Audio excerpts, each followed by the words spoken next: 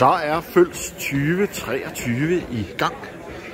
Eller rettere sagt, vi er ved at starte op. Så jer, der står ude i køen, I kan jo lige... vi kan lige sige hej til Lars her. Hornblæserne er ved at varme op.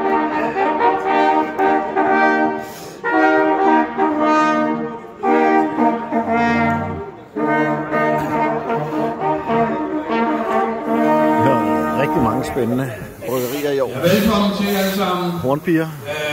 Må jeg ikke bede alle bryggerne om at komme herop? Jeg ved godt, I står dernede og er allerede begyndt at hygge, men vi har lige en lille seance fra sidste år i april, som vi ikke fik afleveret. Så I må meget gerne komme herop alle sammen.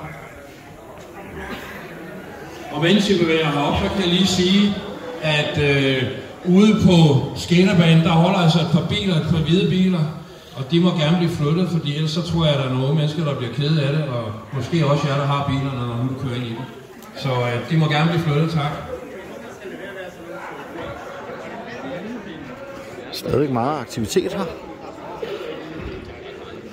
Ja, det vi skal lige nu, det er, at sidste år, vi plejer jo altid at have en afstemning om, hvem der har årets øl over og under 6%.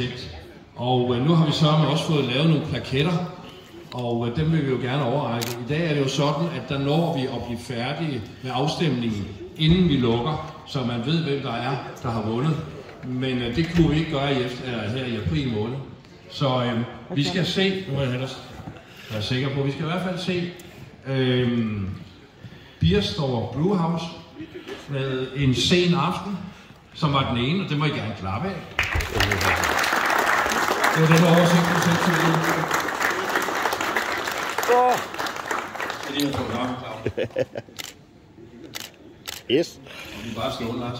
Og vi skal have Mortenbryg, og det var Lotus NEIPA, eller hvordan det udtales. Tillykke til jer begge to.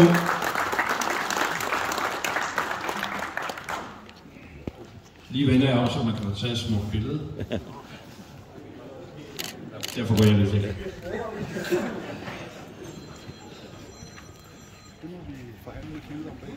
Jamen tusind tak, fordi I lige bevæger her. Husk det med bilerne, og så åbner vi om 10 minutter. Og rigtig god fornøjelse. Yes!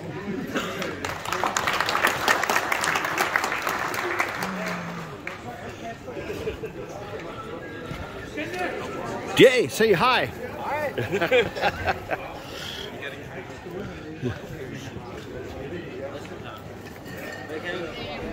Så mødes vi igen.